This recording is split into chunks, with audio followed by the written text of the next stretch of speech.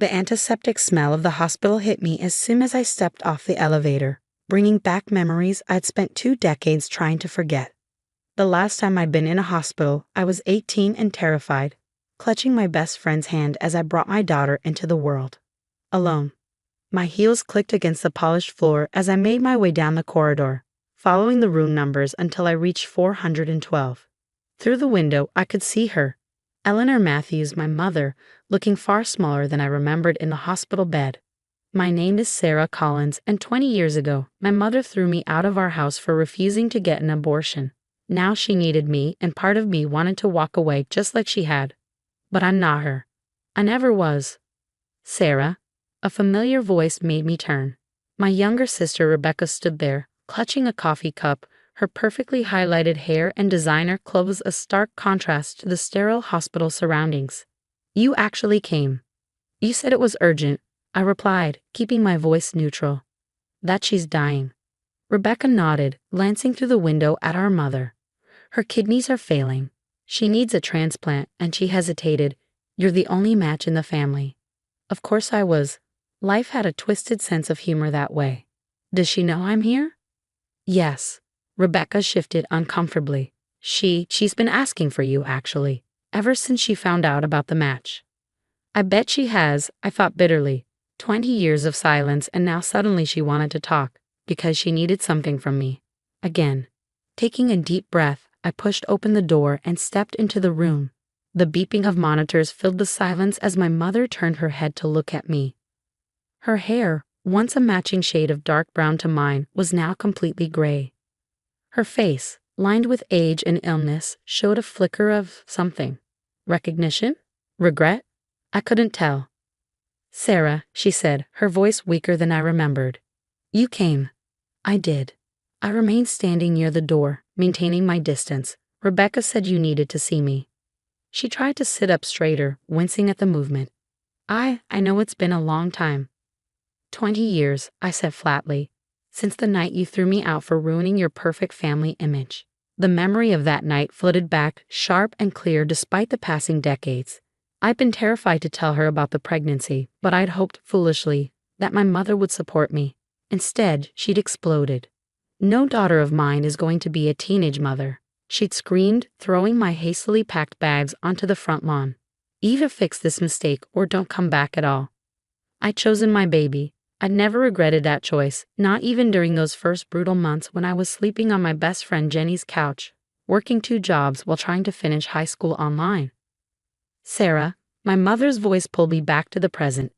I know I handled things badly. I let out a short, bitter laugh. Badly? You threw your pregnant teenage daughter out into the street. You didn't even ask if I was okay, if I needed help. You just erased me.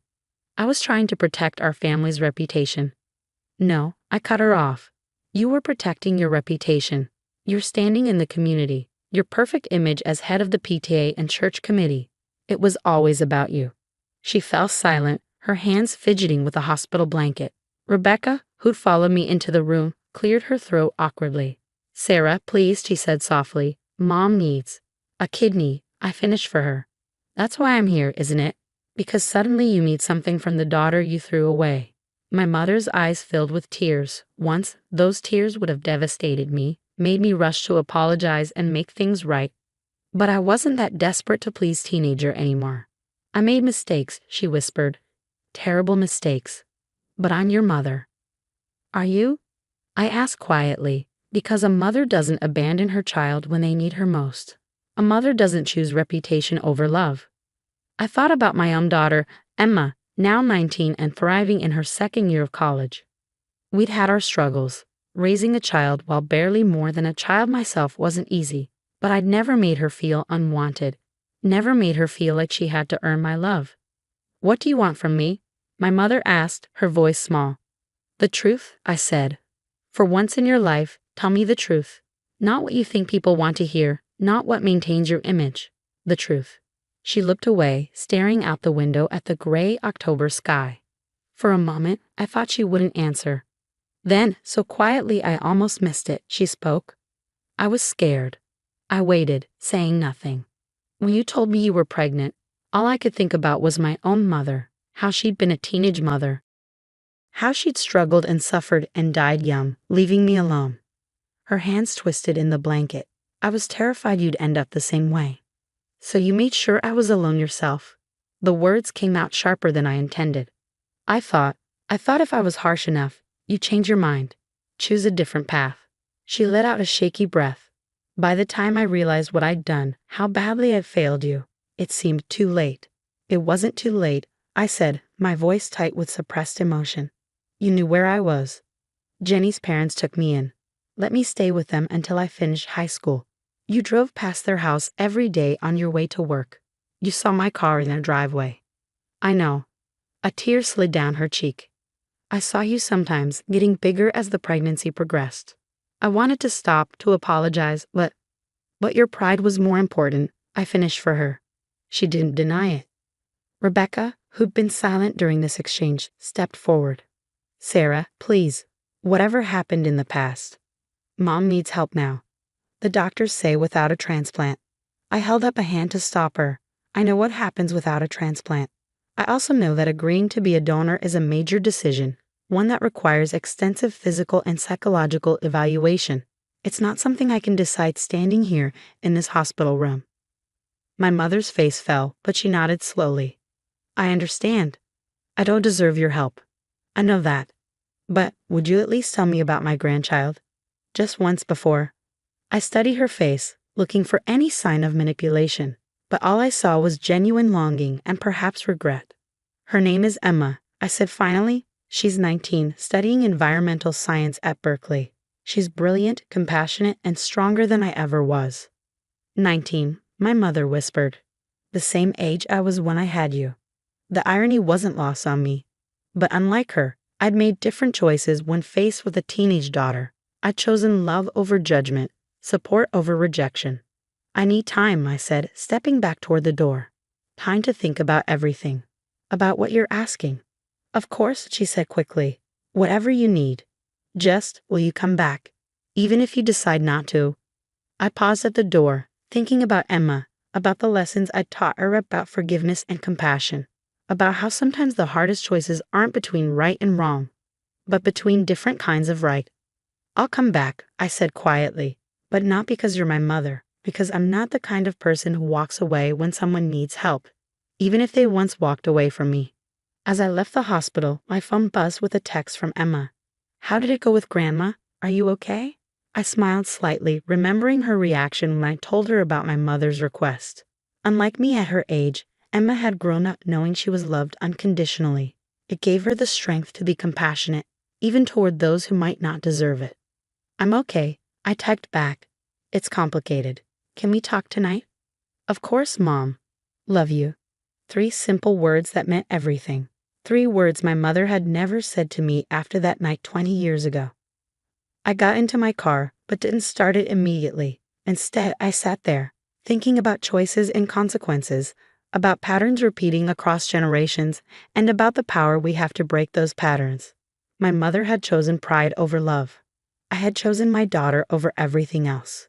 Now I had another choice to make, and this time, lives hung in the balance. The next morning, I sat in my kitchen, staring at old photographs spread across the table. Jenny had dropped them off last night after hearing about my hospital visit, pictures she'd kept from those difficult early days after my mother threw me out. There I was, 17, and terrified, my baby bump just starting to show. Another of me studying for finals on Jenny's couch, textbooks balanced on my growing belly. The day Emma was born, my face exhausted but radiant as I held my daughter for the first time. My mother wasn't in any of them.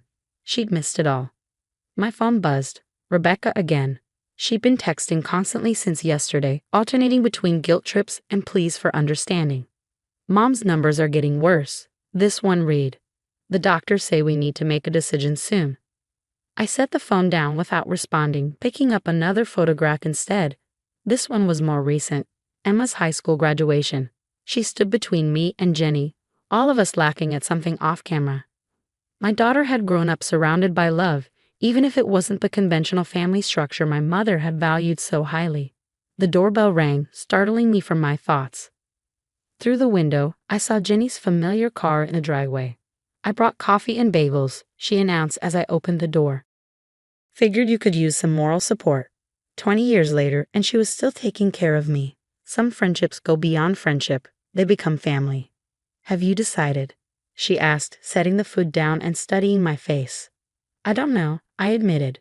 Part of me wants to walk away, to let her face the consequences of her choices like she made me face mine. Jenny nodded, understanding in her eyes. She'd been there through everything.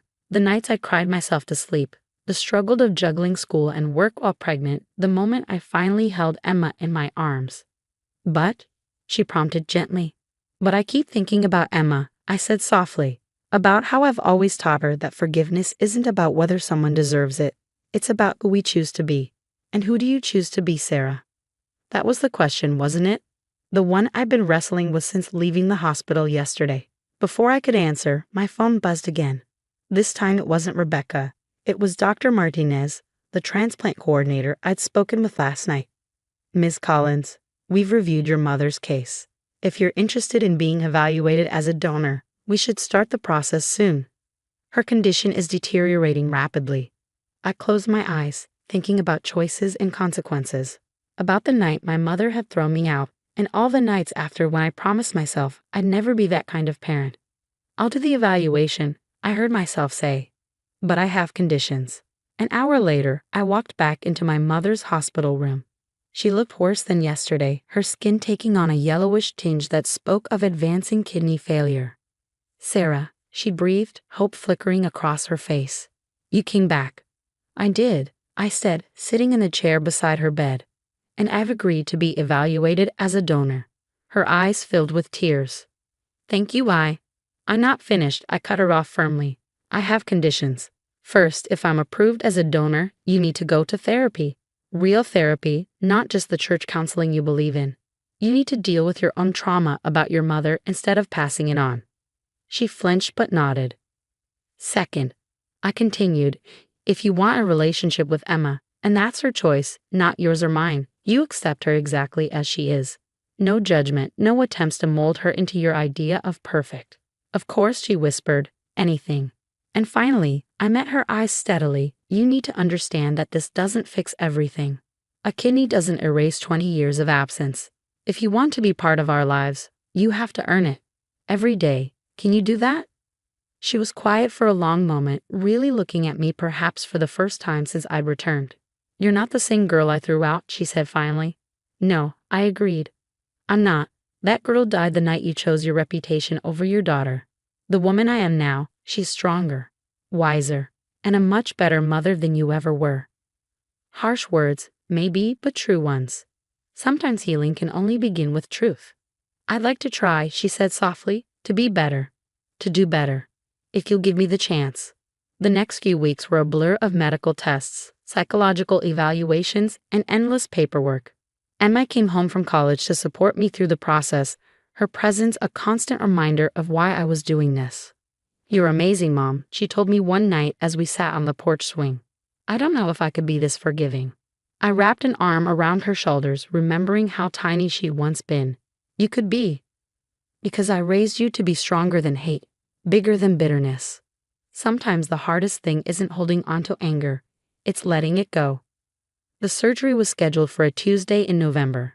As they wheeled me into the operating room, I thought about cycles and how we choose to break them. My grandmother had been a teenage mother who died young, leaving my mother alone and traumatized. My mother had responded to my pregnancy by choosing abandonment over support. But I had chosen differently. I had chosen to keep my baby, to build a life filled with love instead of judgment. And now I was choosing to give my mother a second chance, not because she deserved it, but because I refused to let her mistakes define who I was. 3 months after the successful transplant, we sat in my therapist's office, part of the healing process we'd both committed to. It wasn't easy. 20 years of pain and resentment don't disappear with a surgery or a few apologies. I look at Emma, my mother said during one session, and I see everything I should have done differently. She's so confident, so secure in your love. I robbed you of that security, and I'll regret that for the rest of my life. Yes, I agreed, you will. But regret can either paralyze us or motivate us to do better. The choice is yours. She was trying. She attended therapy faithfully. worked to understand her own trauma responses, and never once tried to force a relationship with Emma. She waited, patient and humble, until Emma decided she was ready to know her grandmother. A year after the surgery, we celebrated Emma's 20th birthday. 4 generations of women sat around my dining room table: my mother, me, Emma, and Jenny, who was as much family as any of us. The conversation wasn't always easy, and there were moments when old tensions surfaced. But as I watched my mother tentatively sharing stories with Emma, saw the genuine interest in her eyes as Emma talked about her environmental science projects, I realized something important. Sometimes the greatest act of love isn't protecting our children from pain. It's showing them how to heal from it. I had given my mother more than a kidney. I had given her a chance to break her own cycle of trauma and fear. Whether she took that chance was up to her, but I knew I had made the right choice. Not because she deserved it, not because it erased the past, but because I had chosen to be the kind of person who helps others heal, even if they once caused me pain. That night, after everyone had gone home, Emma helped me clean up the kitchen. "You know what I admire most about you, Mom?" she said suddenly. "My excellent taste in birthday cakes?" I teased. She smiled but shook her head. "No, the way you taught me that strength isn't about not getting hurt. It's about what you choose to do with the hurt. You could have let what Grandma did make you bitter, make you hard. Instead, you chose to be better." I pulled her into a hug, thinking about choices and consequences, about cycles broken and new patterns formed. "That's the thing about choices, baby," I whispered into her hair. "They show us who we really are. And sometimes they give us the chance to help others become who they could be." My mother and I will never have the relationship we might have had if she'd made different choices 20 years ago. That possibility died the night she threw me out. But we're building something new, something based on truth and accountability rather than appearance and pride. It's not perfect. It's not always easy. But it's real, and sometimes that's enough.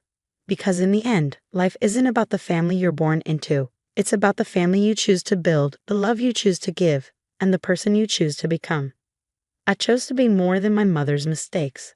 I chose to give more than I was given. I chose love over bitterness, healing over hate. And in making those choices, I gave my daughter something my mother never gave me: the knowledge that love doesn't have to be earned, that family should be a safe harbor rather than a storm to weather, and that sometimes the strongest thing we can do is choose forgiveness, even when it's hard. Especially when it's hard.